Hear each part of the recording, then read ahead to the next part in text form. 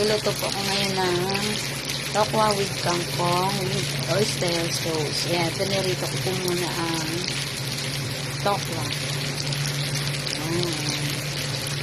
Prito. Hiwa-hiwa ko na po siya para hindi ko na siya hiwa. Hiwa-hiwa na siya.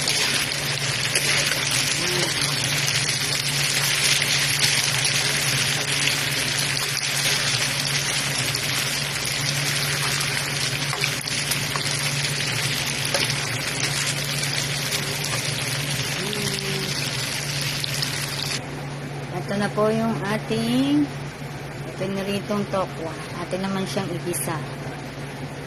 Sibuyas at bawang. Ito pa rin po yung pinagpirituhan ko. Binawasan ko lang siya ng mantika. Igisa na natin ang bawang. Sunod natin ang sibuyas. Isa-gisa lang.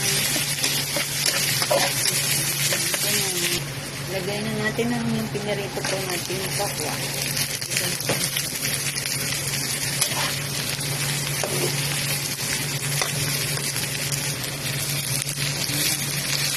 Ayan po natin.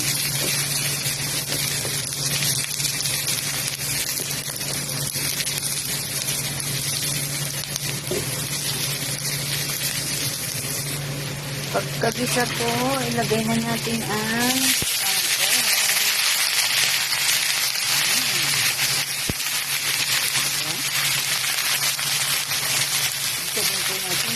takpan lang po natin.